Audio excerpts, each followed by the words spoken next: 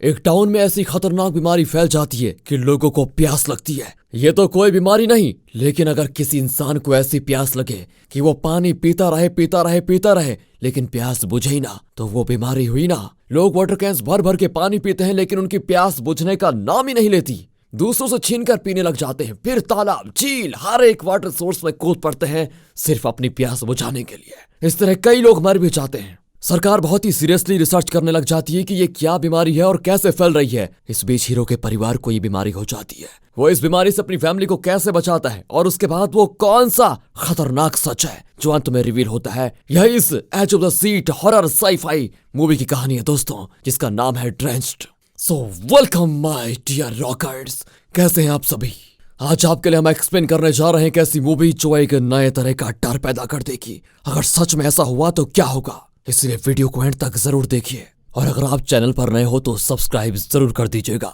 Movie की शुरुआत में एक थीम पार्क को दिखाते हैं जहां मूवी का हीरो पैरी एक फैमिली की खूब खातिरदारी करता है, पर यह इसकी फैमिली नहीं है। दरअसल पैरी ने बायोकेमिस्ट्री में पीएचडी की है, लेकिन बदकिस्मती से ये एक फार्मा कंपनी में मेडिकल रैप का काम करता है। उस फार्मा कंपनी का एक बहुत बड़ा क्लाइंट है डॉक्टर जोनाथन और ये उसी की फैमिली है। बेचारा पैरी अपने सेल्स टारगेट को पूरा करने के लिए इस घर में नौकर की तरह काम कर रहा है ताकि ये मेडिसिन का ऑर्डर्स उसको दे दे, पर जोनाथन इसे ऑर्डर देता नहीं, लेकिन इस बहाने इससे गुलामों की तरह निचोड़ कर काम करवाता है। पैरी अपने दोस्त को अपना दुख बताता है तो वो कहता है कि बेटा अगर ये नौकरी भी छोड़ देगा ना तो सड़क पे भीख मांगनी ही पड़ेगी। पैरी की इस दशा का कारण है उसका भाई जो। पैरी अच्छी नौकरी में था और बहुत पैसे भी कमा चुका था, लेकिन जो ने अपनी फ्रेंड के कहने पर पैरी का सारा पैसा शेयर मार्केट में एक्सपेरिमेंट करते करते गवा दिया। पैरी कहता है अब इससे पहले मैं तुझे लात मारकर बाहर निकाल दूं तू दूर हो जा मेरी नजरों से। पैरी घर जाता है तो बच्चे कहते हैं चाचू ने पिज्जा खरीद कर दिया हमें। फिर वो थीम पार्क ले जाने की जिद करते हैं और यह है पैरी की वाइफ विनी, जो खुद भी बैठकर मजे से फास्ट फूड खा रही होती है। वो सुपरमार्केट में नौकरी करना चाहती है ताकि घर चलाने में पैरी को मदद मिल जाए, पर वो मना कर देता है। और आपको बता दूं कि जो एक असली नाम जोज है। अगले सीन में जोज और उसके दोस्त फ्रेडी को दिखाते हैं। दरअसल जोज पुलिस डिपार्टमेंट में काम करता है और फ्रेडी के कहने पर उसने पैरी के पैसे शेयर मार्केट में इन्वेस्ट किए थे। फ्रेडी कहता है कि तुम्हारे भाई की फार्मा कंपनी न जाने क्यों इतने ज्यादा शेयर्स बेच रही है, उसके बारे में अपने भाई से पूछो ना।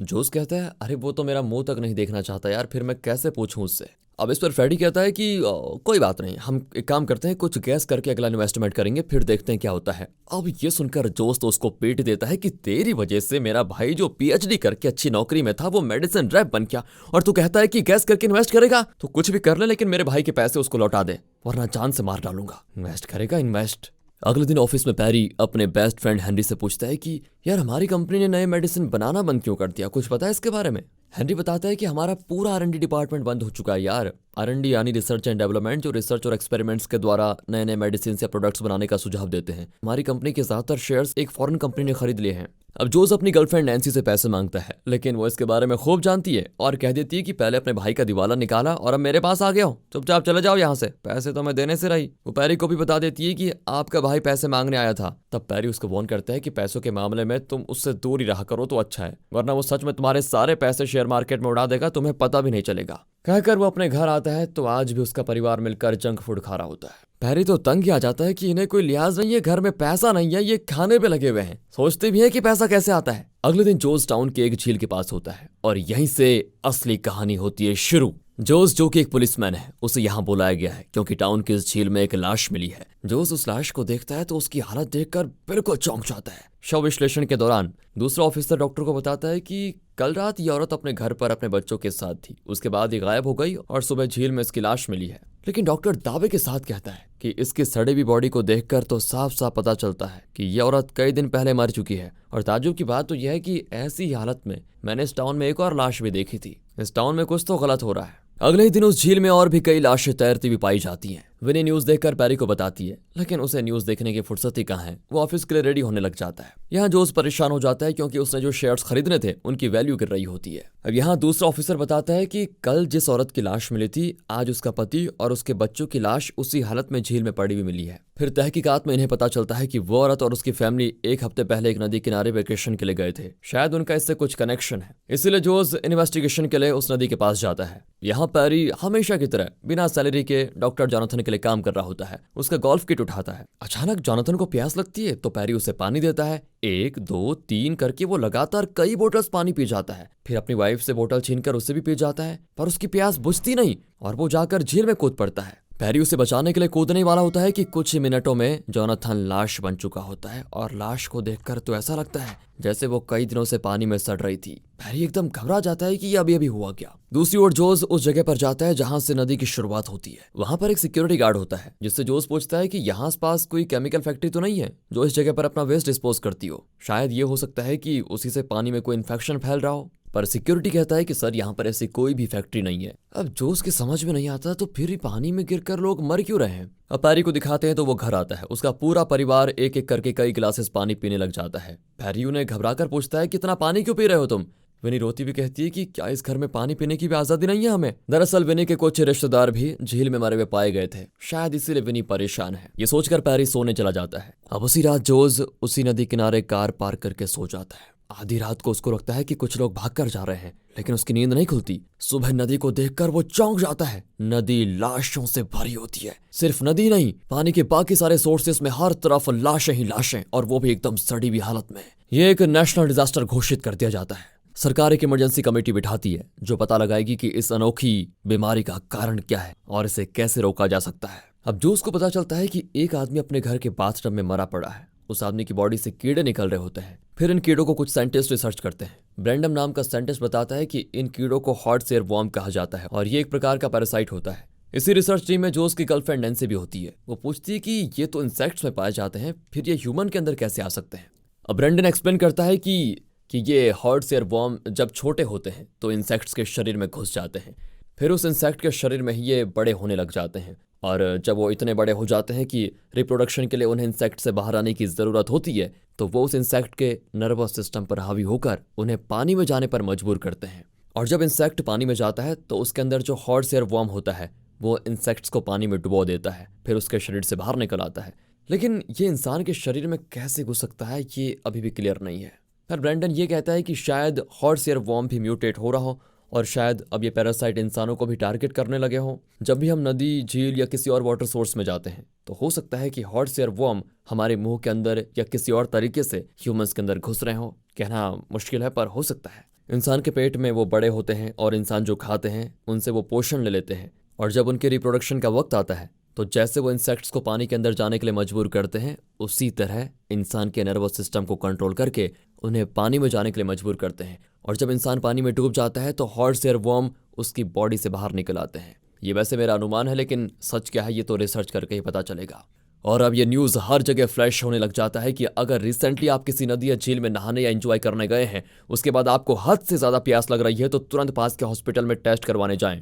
ये सुनकर पैरी घबरा जाता है और घर आता है। विनी और बच्चे बहुत सारा पानी पी रहे होते हैं। पैरी पूछता है क्या तुम लोग किसी नदी में खेलने गए थे क्या। वो कहती है हाँ, 1 हफ्ता पहले गए थे। हे भगवान, ये औरत न्यूज़ क्यों नहीं देखती। ये सोचकर पैरी उसे डांटता है और इस बीमारी के बारे में बताता है। फिर वो सभी को हॉस्पिटल चलने के लिए कहता है, लेकिन विनी उसकी बातों को सीरियसली लेती नहीं। हॉस्पिटल में लोगों की भीड़ इतनी होती है कि टेस्ट करवाने के लिए लोग मारपीट पे उतर आते हैं। यहाँ साइंटिस्ट, डॉक्टर्स और सरकारी ऑफिशियल्स एक हाई लेवल मीटिंग बैठाते हैं जहां एक सीनियर डॉक्टर बताता है कि हॉट एयर वॉर्म का खात्मा करने के लिए हमें लोगों को वर्मिसाइड देना होगा। अब मीटिंग के बाद नैन्सी पूछती है कि वर्मिसाइड का साइड इफेक्ट भी तो हो सकता है, उसके बारे में बिना कुछ जाने आप ऐसा इलाज कैसे प्रिस्क्राइब कर सकते हैं। पर डॉक्टर कहता है कि देखो, फिलहाल इसके अलावा तो हमारे पास कोई और रास्ता है नहीं, तुम ओवर स्मार्ट बनने की कोशिश मत करो और जो कहा है उसे करो। और इस बीच पता चलता है कि एक बच्ची को इस बीमारी के लिए वर्मिसाइड दिया गया और वो तड़प तड़प कर मर गई। तब जाकर डॉक्टर की अकल ठिकाने आती है और वो मीडिया में माफी मांगता है कि हमसे गलती हो गई, हमने गलती से वर्मिसाइड देने का सुझाव दे दिया था। लेकिन अब बहुत देर हो चुकी थी, क्योंकि उसके बाद पर विश्वास करके कई लोग वर्मिसाइड का सेवन कर चुके थे और वो अपने अपने घरों में मरे पड़े होते हैं। यहाँ विनी हॉस्पिटल चलने को बिल्कुल तैयार नहीं होती, पर पैरी चिल्लाता है कि यह मजाक नहीं है, तुम्हारी और बच्चों की जिंदगी का सवाल है, तुम प्लीज हॉस्पिटल चलो। ये कहकर पैरी उसके हाथ से पानी का बोतल छीन लेता है, लेकिन विनी को उसकी कोई भी बात सुनाई नहीं देती। वो तो बस नल से गिरते हुए उस पानी को ही देखती रहती है और किसी तरह उस पानी को बस पीना चाहती है, मानो ये पानी नहीं कोई नशीला पदार्थ हो जिससे वो एडिक्ट हो चुकी हो। जॉनथन की ड्यूटी हॉस्पिटल में लगी होती है। लोग एक दूसरे से पानी छीन कर पी रहे होते हैं। लोगों को कहा जाता है कि पानी मत पियो, पानी से खतरा है, लेकिन कोई बात सुनने को तैयार नहीं होता। लोग तो जैसे पागल ही हो रहे हो। तब जोस उस सिक्योरिटी गार्ड को देखता है जो उस दिन नदी किनारे उसको मिला था। जोज उससे बात करता है तो वो रोने लग जाता है कि मैंने बहुत बड़ी गलती कर दी सर, मुझे पहले ही सच बता देना चाहिए था, मैं पापी हूँ। इसी बीच नैन्सी का कॉल आता है जो बताती है तुम्हारे भाई का परिवार भी इन्फेक्ट हो चुका है। ये सुनकर जोस बड़ी टेंशन में बाहर भागता है तो देखता है कि पुलिस तो लोगों को कंट्रोल ही नहीं कर पा रही है। सारे पेशेंट्स धक्का मुक्की करके किसी तरह वहां से बस निकलना चाहते हैं और नदी और झील की तरफ भाग रहे होते हैं उस पानी के लिए। उनके शरीर में हॉर्स एयर वॉर्म का असर इतना ज्यादा हो चुका है कि अब वो पानी में कूद जाना ही सही समझते हैं। ये सिर्फ एक फिजिकल बीमारी नहीं बल्कि हॉर्स एयर वॉर्म उनके नर्वस सिस्टम के जरिए उनके दिमाग पर हावी हो रहा था, इसलिए लोग पागलों की तरह पानी की ओर भाग रहे होते हैं। वहां पैरी अकेला तीन तीन लोगों को संभाल रहा होता है। वो सबकी वाटर बॉटल छीनकर पानी को नीचे फेंक देता है, नल भी खोलने नहीं देता। लेकिन पानी पानी कहकर एक तरफ उसकी वाइफ बाहर भागने की कोशिश करती है तो दूसरी ओर उसकी बेटी बालकनी से नीचे कूद कर नदी की ओर भागना चाहती है। पैरी का बेटा पानी की तलाश में अलग ही दिशा में जाने लग जाता है। पैरी बेचारा एक हाथ में बेटी दूसरे में बेटा और पैरों के बीच विनी को पकड़कर बड़ी मुश्किल से अपने परिवार को पानी पीने से रोक रहा होता है। वो जानता है कि अगर ये लोग पानी पिएंगे तो हॉर्स एयर वॉर्म का असर बढ़ता ही जाएगा और जल्द ही इनका अंत हो जाएगा। सरकारी ऑफिशियल्स अनाउंस करते हैं कि सिर्फ कल रात को 3000 लोग इस बीमारी के शिकार हुए हैं। अगर आपको भी इस बीमारी के सिम्टम्स हैं तो प्लीज पानी मत पीजिए, तुरंत हॉस्पिटल चले जाइए। कल रात इस टाउन की सबसे खतरनाक और घिनौनी रात रही। और अब क्योंकि पैरी ने कल रात अपने परिवार को पानी पीने से रोक लिया था तो सुबह वो थोड़ा नॉर्मल दिखते हैं, लेकिन फिर भी पैरी उन्हें हॉस्पिटल लेकर जाता है। रास्ते में पानी में लाशों का ढेर देखकर विनी डर कर पैरी को देखती है। वो उसे हिम्मत देता है कि मेरे होते हुए तुम्हें कुछ नहीं होगा, संभालो खुद को। दूसरी ओर वो सिक्योरिटी गार्ड जोस को बताता है कि सर ये सब मेरी वजह से हो रहा है। 2 हफ्ते पहले नदी के पास 2 लोग आए और उन्होंने नदी में कुछ कुत्तों को छोड़ दिया था। कुछ ही मिनटों में कुत्ते एकदम सिकुड़ कर मर गए, पर मैंने ये बात किसी को नहीं बताई क्योंकि ये हॉलीडे सीजन था और अगर लोगों को पता चलता तो इस थीम पार्क में कोई नहीं आता और बिना टूरिस्ट के मेरा गुजारा कैसे चलता। मैंने उन मरे हुए कुत्तों को उस पास की पहाड़ी में दफना दिया। अब इतनी प्रॉब्लम्स के बीच में एक अच्छी खबर मिलती है कि एक लड़का जिसको ये बीमारी हुई थी वो विंडोजोल नाम की एक दवा लेने से बिल्कुल ठीक हो गया है। नैन्सी ये बात तुरंत पैरी को बताती है जो इस समय विनी और अपने बच्चों के साथ हॉस्पिटल के मेडिकल कैंप में है। पैरी तुरंत मेडिकल शॉप में जाता है लेकिन किसी भी मेडिकल शॉप में उस दवा का स्टॉक नहीं मिलता, पर एक मेडिकल वाला बताता है कि ये दवा तो पैरी तुम्हारी ही फार्मा कंपनी बनाती है। पैरी तुरंत अपने ऑफिस जाकर पूछता है तो हैरी कहता है कि यार कंपनी ने तो कई दिन पहले उस दवा का मैन्युफैक्चर करना बंद कर दिया। अब पैरी टूट जाता है कि अब मैं क्या करूं, पर हेनरी उसे एक सप्लायर का एड्रेस देता है जिसके पास इस दवा का स्टॉक होता है। हैरी वहां भागता है। यहाँ सरकारी ऑफिशियल्स पैरी के फार्मा कंपनी के सीईओ से बात करते हैं कि तुरंत विंडोजोल टैबलेट्स का प्रोडक्शन शुरू कर दो, हमें एक दिन में कई लाख टैबलेट्स की जरूरत है।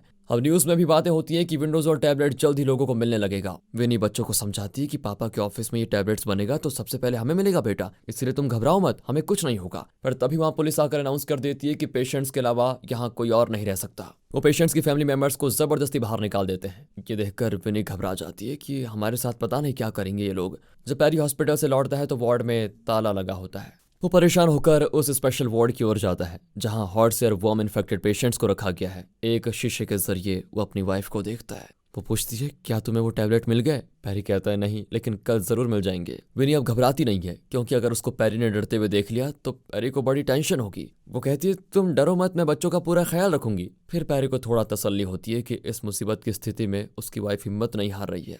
पर कुछ देर के बाद रात हो जाती है और हॉर्स एयर वॉर्म इन्फेक्शन का असर रात को कुछ ज्यादा ही होता है। लोग फिर से पागलों की तरह पानी की तलाश में निकल पड़ते हैं। पुलिस इन्हें रोकने की बहुत कोशिश करती है लेकिन इतनी बड़ी तादाद में लोग पानी के लिए बिल्कुल वायलेंट हो रहे होते हैं कि उनको कंट्रोल कर पाना बहुत मुश्किल था। पेशेंट्स बिल्कुल तोड़फोड़ मचा रहे होते हैं। विनी और बच्चों का भी बुरा हाल होता है। विनी पानी के लिए बिल्कुल तरस जाती है और वो खुद भी किसी तालाब में कूद जाना चाहती है, लेकिन बच्चों का लिहाज करके वो खुद को कंट्रोल कर लेती है। जैसे तैसे ये घिनौनी रात भी बीत जाती है। अगले दिन पानी में हजारों लोग मरे पड़े होते हैं। पैरी अपनी कंपनी में जाता है तो पता चलता है कि कंपनी ने अब तक विंडोजोल टैबलेट्स बनाना शुरू ही नहीं किया। अब हेनरी उसे कॉल करके दूसरे सप्लायर्स का पता भेजता है जिसके पास विंडोजोल का स्टॉक है। पैरी तुरंत वहां जाता है। यहाँ सरकार के साथ उस फार्मा कंपनी की मीटिंग होती है तो उसका सीईओ बताता है कि हम विंडोजोल इसलिए नहीं बना सकते क्योंकि कुछ महीने पहले ही उसका प्रोडक्शन रुक गया था और सारे मशीन्स भी आउटडेटेड हो चुके हैं। तब एक सरकारी ऑफिशियल कहता है कि उस टैबलेट का फॉर्मूला हमें दे दो, हम किसी और कंपनी से काम करवा लेंगे। लेकिन सीईओ तो इसके लिए भी राजी नहीं होता और अकड़कर जवाब देता है कि उस मेडिसिन का पेटेंट तो हमारे पास है, सिर्फ हमारे पास, और आप जबरदस्ती उसको हमसे छीनकर किसी और को नहीं दे सकते। दरअसल इस कंपनी का सीईओ इस इमरजेंसी सिचुएशन का फायदा उठाना चाहता है। अब सरकारी ऑफिसर कहते हैं कि ये क्या मजाक है, अगर तुमने इस पेंडेमिक सिचुएशन में अपने बिजनेस के लिए लोगों की जान के साथ खिलवाड़ किया तो सोच लो तुम पर लीगल एक्शन लगने में टाइम नहीं लगेगा। ऊपर से तुम्हारी कंपनी का 51% शेयर दूसरी कंपनी ने खरीद लिए हैं, इसलिए तुम्हारे अकेले के डिसीजन से कुछ नहीं होगा। चुपचाप हमारी बात मान लो यहाँ दिखाते हैं पैरी को जो उस सप्लायर के यहाँ पर जाता है तो वहां पर भी लोगों की भीड़ होती है। हेनरी उसे यहाँ का स्टाफ बताकर अंदर ले जाता है और उसके पास बचा हुआ एक टैबलेट्स पैकेट उसको दे देता है। इस पैक में सिर्फ 4 टैबलेट्स होते हैं। पैरी उसे लेकर बाहर जाता है तो वहां पर एक औरत अपने छोटे बच्चे की जान बचाने के लिए बिल्कुल तड़प रही होती है। अब पैरी को उसकी फैमिली के लिए सिर्फ 3 टैबलेट्स चाहिए थे तो वो एक टैबलेट उस औरत को दे देता है। तभी कुछ लोग चिल्लाते हैं कि वो देखो उस आदमी के पास दवा है। पैरी अपनी कार की ओर भागता है और तुरंत कार के अंदर बैठ जाता है, पर लोग ज़ॉम्बीज़ की तरह उसके ऊपर झपट पड़ते हैं और उसे बाहर खींचकर उसके टैबलेट्स ले लेते हैं, लेकिन सारे टैबलेट्स नीचे गिर जाते हैं। बेचारा पैरी टैबलेट्स के टुकड़े उठाने लगता है क्योंकि इसी में उसके परिवार की जान टिकी हुई है। दूसरी ओर मीटिंग एक ब्रेक के बाद फिर शुरू होती है और लगता है सीईओ ने अपने बाकी इन्वेस्टर्स को भी फुसला लिया है। वो लौटकर कहता है कि मेरे सभी इन्वेस्टर्स मेरा साथ देने के लिए तैयार हैं, इसलिए अब आप लोग मुझे फोर्स नहीं कर सकते हो। यहाँ पैरी विनी को कॉल करता है तो वो पूछती है कि तुमने कुछ खाया भी या यूं ही भटकते फिर रहे हो। इस पर पैरी इमोशनल होकर चिल्लाता है कि तुम्हें हमेशा मेरी पड़ी रहती है क्या, कभी अपनी फिक्र नहीं करोगी तुम। एक तरफ अपनी वाइफ के प्यार को देखकर खुश है तो दूसरी तरफ बहुत लाचार फील कर रहा होता है कि वो विनी और अपने बच्चों के लिए कुछ नहीं कर पा रहा। हेनरी बताता है कि देखो 1 महीने पहले हमारी कंपनी ने विंडोजोल का प्रोडक्शन रोक दिया और जो 1 लाख टैबलेट पैकेट्स का स्टॉक था उसे कहीं और भेज दिया। अब सीईओ कहता है कि हमारे पास स्टॉक नहीं है। अगर उन 1 लाख पैकेट्स का स्टॉक अब मिल जाता तो एक पैकेट में 4 टैबलेट के हिसाब से 4 लाख लोगों की जान बच सकती है। अब ये सुनकर पैरी को अचानक एक बात स्ट्राइक करती है, ओह कहीं फार्मा कंपनी ने जानबूझकर डिमांड क्रिएट करने के लिए उस स्टॉक को कहीं और तो नहीं भेज दिया। शायद डिमांड क्रिएट करके ब्लैक मार्केट में इस दवा को कई गुना ज्यादा दाम पर बेचना उनका मकसद रहा होगा। और ये सारी बात सोचकर पैरी वहां से भाग जाता है। वहां जोस और फ्रेडी मिलकर इस फार्मा कंपनी के बारे में अलग तरह से इन्वेस्टिगेट कर रहे होते हैं। फ्रेडी को पता चलता है कि फार्मा कंपनी के शेयर्स अचानक से गर्म पकौड़ों की तरह बिकने लगे हैं, लेकिन उन शेयर्स को किसने खरीदा उसकी आइडेंटिटी ठीक से रिवील नहीं की गई थी और इससे साफ जाहिर होता है कि इन शेयर्स को फेक बायर्स ने खरीदा है। उनके बारे में जांच करने पर फ्रेडी को कुछ मिला होता है। ये कहकर वो जोस को एक फोटो दिखाता है और बताता है ये एक मेंटली चैलेंज्ड आदमी है, इसका बेटा उस फार्मा कंपनी की रिसर्च टीम में काम करता है। इसका इस पैंडेमिक से क्या रिश्ता है ये तो मैं नहीं जानता, लेकिन प्रेजेंट सिचुएशन में इसका कोई कनेक्शन तो जरूर है। वहां फार्मा कंपनी का सीईओ सरकार के साथ बार्गेन करता है कि मैं अपनी कंपनी और विंडोजोल टैबलेट का फॉर्मूला दोनों $5 बिलियन में बेचने को तैयार हूं, मुझे तो सिर्फ प्रॉफिट से मतलब है। दूसरी ओर साइंटिस्ट बेंडन कहता है कि हॉर्स एयर वॉर्म इंसान के अंदर कैसे सर्वाइव करते हैं और जब इंसान पानी में जाते हैं तो वो किस तरह बाहर निकलते हैं। इंसान के मुंह के जरिए पेट में जाने के बाद हॉर्स एयर वॉर्म वहीं पर बड़े होते हैं और इंसान की सारी खुराक खुद ही ले लेते हैं। इन्फेक्शन के 3 दिन के बाद विक्टिम को सिम्टम्स नजर आते हैं। हॉर्स एयर वॉर्म को जिंदा रखने के लिए बहुत सारा पानी चाहिए, इसलिए वो अपने होस्ट यानी इंसान के अंदर प्यास पैदा करते हैं ताकि वो ज्यादा से ज्यादा पानी पी जाए और जब इंसान से प्यास बर्दाश्त नहीं होती तो वो पानी में कूद पड़ते हैं। तब ये हॉर्स एयर वॉर्म उनके पेट को और शरीर को तेजी से गला देते हैं और इस तरह इंसान के शरीर से निकलकर पानी में चले जाते हैं। इन हॉर्स एयर वॉर्म से छुटकारा पाने का सिर्फ एक ही रास्ता है और वो है पानी ना पीना। लेकिन बिना पानी के इंसान के शरीर का क्या होता है ये तो हम सब जानते ही हैं, इसीलिए ये सुझाव भी हम लोगों को दे नहीं सकते। अब शाम को पेशेंट्स यहाँ वहां रेंगते हुए पाए जाते हैं। पानी पीने की आवाज पूरे हॉस्पिटल में गूंज रही होती है। विनी अपने बच्चों को कस के पकड़ कर रखती है कि कहीं वो पानी की तलाश में चले ना जाए। वो बहुत डरी होती है कि आज रात ना जाने यहाँ क्या होने जा रहा है। तभी उसकी नजर वाटर कैंस पर पड़ती है। विनी उसको बहुत देर देखने लगती है और कट करके अब पैरी को दिखाते हैं जो सोशल मीडिया वगैरह में सर्च करने लगता है कि विंडोजोल टैबलेट्स कहाँ और किस ब्लैक मार्केट में मिल रहे हैं। तब उसको एक एड्रेस मिलता है। पैरी वहां जाता है तो एक आदमी बाहर निकल रहा होता है। उसके चेहरे पे स्माइल देखकर पैरी को तसल्ली होती है कि चलो यहाँ तो मुझे टैबलेट्स मिल ही जाएंगे। वो अंदर जाता है तो यहाँ सीन होता है कट। हॉस्पिटल का माहौल बिल्कुल खराब हो चुका है। पीने का पानी लगभग खत्म हो चुका है। लोग एक दूसरे पर गिर रहे हैं, कुछ बेहोश हो रहे हैं। विनी खुद को कंट्रोल नहीं कर पाती और उस वाटर कैन की ओर जाती है। बच्चे चिल्लाते हैं कि प्लीज मम्मी हमें छोड़कर मत जाओ, लेकिन विनी सीधे जाकर उस कैन को उठाती है और प्यास से हाथी की तरह कैन को उल्टा करके पीने लग जाती है। यहाँ पैरी टैबलेट्स खरीद लेता है और पैसे देने ही वाला होता है। अचानक वहाँ पुलिस की रेड पड़ जाती है। वो ब्लैक में टैबलेट्स बेचने वाले आदमी को अरेस्ट कर लेते हैं। पैरी पकड़ा नहीं जाना चाहता तो खरीदे हुए सारे टैबलेट्स ले जाकर टॉयलेट में फ्लश कर देता है और वहीं पर छिप जाता है। यहाँ विनी पूरा का पूरा कैन खाली करने वाली होती है। अगर ये इतना पानी पीने लगी तो शायद मर भी सकती है। तभी एक औरत विनी को रोकने के लिए कैन को धक्का दे देती है। विनी कैन उठाने के लिए जाती है लेकिन वो औरत विनी को कस के पकड़ लेती है और कहती है अपने बच्चों को देखो। तब जाकर विनी शांत होती है और अपने बच्चों को देखती है। वो बेचारे रो रहे होते हैं कि प्लीज मम्मा हम अकेले छोड़कर मत जाओ। विनी फिर खुद को कंट्रोल कर लेती है। यहाँ जोस पैरी को कॉल करके कहता है कि टैबलेट मिल गई भैया, तुम जल्दी आ जाओ। और अब फ्लैशबैक में दिखाते हैं कि जोस को वो टैबलेट कैसे मिला। जोस ने उस मेंटली चैलेंज आदमी के बेटे का पता लगा लिया जिसके बारे में उसका फ्रेंड फ्रेडी जिक्र कर रहा था। उसका नाम रॉकफोर्ड है। वो इसी फार्मा कंपनी में काम करता है जहां पैरी मेडिकल रैप है। जोस ने उसको पकड़कर खूब पीटा और तब जाकर उसने एक खतरनाक ट्विस्ट रिवील किया।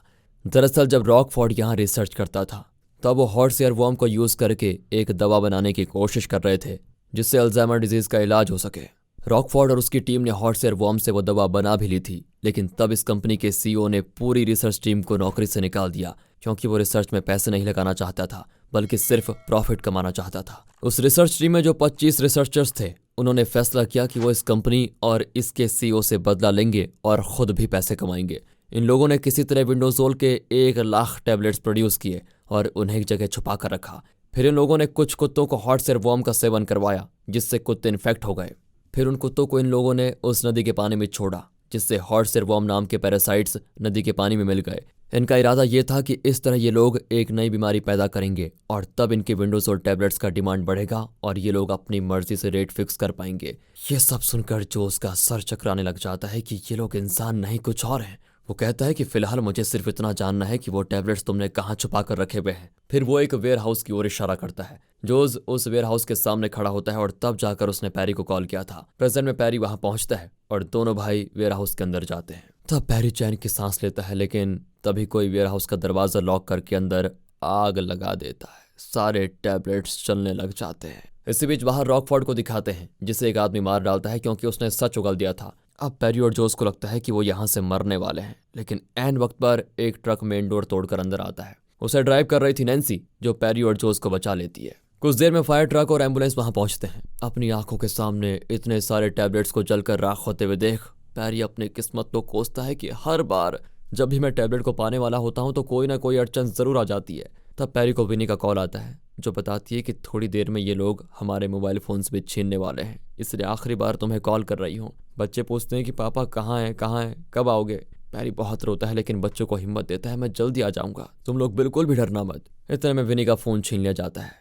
पैरी एकदम टूट कर बैठ जाता है कि अब वो कुछ नहीं कर सकता। तब नैन्सी कहती है कि आप इस तरह हार मत मानिए, सरकार ने उस फार्मा कंपनी से विंडोजोल का फॉर्मूला खरीद लिया है और जल्दी उस कंपनी को ही खरीद लेगी। उसके बाद विंडोजोल टैबलेट 1 हफ्ते में सबको अवेलेबल हो जाएगी। तब पैरी को एक बात याद आती है। जब वो अपने बच्चों को स्टार शेप का साबुन बनाकर दिखा रहा था तब उसके बेटे ने पूछा था कि साबुन तो स्क्वायर होता है, फिर स्टार शेप का कैसे बनाया आपने। तब पैरी ने कहा था कि बेटा साबुन बनाने के लिए सिर्फ उसके इंग्रेडिएंट्स जरूरी होते हैं, वो मिल जाए तो उसे किसी भी शेप में हम बना सकते हैं। अब ये बात याद आते ही पैरी जो बायोकेमिस्ट्री में पीएचडी कर चुका है उसे सोचता है कि अगर उसे वो फार्मूला और विंडोजोल के इंग्रेडिएंट्स मिल जाएं तो वो खुद विंडोजोल बना सकता है। फिर वो अपनी फार्मा कंपनी के वेयर हाउस के लिए निकलता है जहां उसके इंग्रेडिएंट्स रखे होते हैं। यहाँ देश का पीएम अपने एडवाइजर से सलाह मशवरा करता है तो वो कहते हैं कि उस सीईओ ने $5 बिलियन का दावा किया है, वो मौके का फायदा उठा रहा है वैसे, इसलिए हमें इतनी बड़ी रकम के लिए मानना तो नहीं चाहिए। पर पीएम कहता है कि हमारे पास और कोई रास्ता भी तो नहीं है, रोज हजारों की तादाद में लोग मर रहे हैं,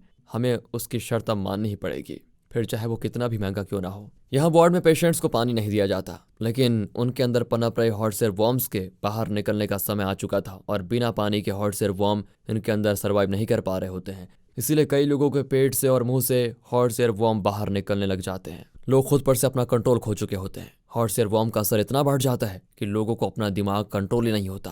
तब विनी ऊपर देखती है जहां से फायर एक्सीडेंट के वक्त पानी स्प्रे किया जाता है। वो खुद नहीं समझ पाती कि वो ऊपर क्यों देख रही है।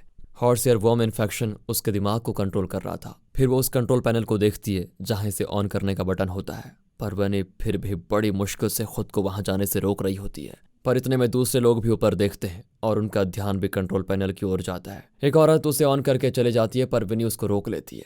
इतने में सभी ज़ॉम्बी की तरह उस जगह को घेर लेते हैं और उस बटन को प्रेस करने की कोशिश करते हैं। विनी अकेले ही सबको रोक रही होती है। दूसरी ओर जो उसको फ्रेडी कॉल करके बताता है कि रॉकफोर्ड ने तुम्हें पूरा सच नहीं बताया था। दरअसल रॉकफोर्ड और इस फार्मा कंपनी का सीईओ कॉलेज मेट्स थे और अच्छे दोस्त भी। यही नहीं, उस रिसर्च टीम के 25 साइंटिस्ट एक ही कॉलेज के स्टूडेंट्स हैं। पर सीईओ और रॉकफोर्ड के अलावा अब इस देश में कोई भी नहीं है, सब फौरन जा चुके हैं। मतलब सीईओ और रॉकफोर्ड ने मिलकर ही पैसे कमाने के लिए ये प्लान बनाया और जानबूझकर हॉर्स एयरवॉर्म इन्फेक्शन को फैलाया जिससे मार्केट में विंडोजोल के लिए डिमांड बढ़ जाए। इनका प्लान ये था कि जब पूरा देश इनके टैबलेट्स पर निर्भर हो जाएगा तो इन्हें अपने फॉर्मूला और कंपनी के लिए मुंह मांगी रकम मिल जाएगी। ये सब जानकर पैरी अकेला ही उस टैबलेट्स के इंग्रेडिएंट्स लेने के लिए जाता है और जोस को हॉस्पिटल जाकर वहां का सिचुएशन संभालने को कहता है। जोस हॉस्पिटल आता है तो वो देखता है सभी फायर अलार्म पैनल का बटन दबाने की पूरी कोशिश कर रहे हैं और तब जोस का प्रेजेंस ऑफ माइंड सामने आता है। वो अंदर घुसने की कोशिश नहीं करता बल्कि वाटर सप्लाई का मेन वेल्व ऑफ कर देता है। अंदर वो बटन दबा देते हैं लेकिन पानी नहीं आता। इस तरह जोस सबको बचा लेता है। वहाँ कंपनी के गेट पर भीड़ जमा होती है। पैरी उन्हें समझाता है कि आप लोगों की तरह मेरी फैमिली भी हॉस्पिटल में है। मैं विंडोज दबा बना सकता हूँ पर आप लोग मुझे अंदर जाने दीजिए प्लीज, वरना हम सबकी फैमिलीज मर जाएंगी। ये सुनकर लोग सिक्योरिटी वालों को धक्का देकर पैरी को रास्ता दे देते हैं। पैरी वहां से इंग्रेडिएंट्स उठा रहा होता है तो वहां के इंजीनियर्स भी उसकी मदद करते हैं। यहाँ पे हम सीईओ के साथ 5 बिलियन का कॉन्ट्रैक्ट साइन करने वाला होता है कि तभी एक एडवाइजर जिसे पुलिस डिपार्टमेंट से इन्फॉर्मेशन मिली थी वो पीएम को बताता है कि हॉट सेरवॉर्म इन्फेक्शन इसी ने फैलाया है ताकि इसकी मेडिसिन के लिए मुंह मांगी डिमांड क्रिएट हो जाए। अब ये सुनकर पीएम को आता है गुस्सा और वो तुरंत सीईओ को अरेस्ट करवा देता है। अब दूसरे फार्मा कंपनीज के लोग एकजुट होकर उन इंग्रेडिएंट्स से विंडोसोल बनाने का फैसला करते हैं जिसमें पैरी उनकी मदद करता है। फिर पैरी हॉस्पिटल रूम में आता है तो बच्चे तो उससे लिपट जाते हैं। पीएम अनाउंस करता है कि कुछ ही घंटों में विंडोसोल टैबलेट्स बनकर तैयार हो जाएंगे और पेशेंट्स को दिए जाएंगे। पूरे देश में मेडिसिन भेजे जाते हैं। जल्द ही लोग ठीक होने लगते हैं और हॉस्पिटल से डिस्चार्ज कर दिए जाते हैं। जो समझ आता है कि उसे शेयर मार्केट में पैसे कमाने का सपना नहीं देखना चाहिए क्योंकि उसे उसके बारे में कुछ आता जाता तो है नहीं। इसके बजाय उसे नैन्सी के साथ वक्त बिताना चाहिए और अपनी पुलिस की नौकरी में ही खुश रहना चाहिए। दूसरी ओर जैसा बच्चे चाहते थे, पैरी उन्हें और विनी को लेकर थीम पार्क जाता है। सभी खूब एंजॉय करते हैं और इसी के साथ ये मूवी होती है दोस्तों खत्म। इस मूवी के बारे में वैसे आपका क्या ख्याल है? कमेंट करके अपनी राय जरूर दें और अगर आपको ये स्टोरी अच्छी लगी हो, एक्सप्लेनेशन अच्छा लगा हो तो लाइक कीजिए, चैनल को सब्सक्राइब। मिलते हैं अगली वीडियो में, तब तक के लिए गुड बाय, ख्याल रखिए अपना and finally thanks for watching.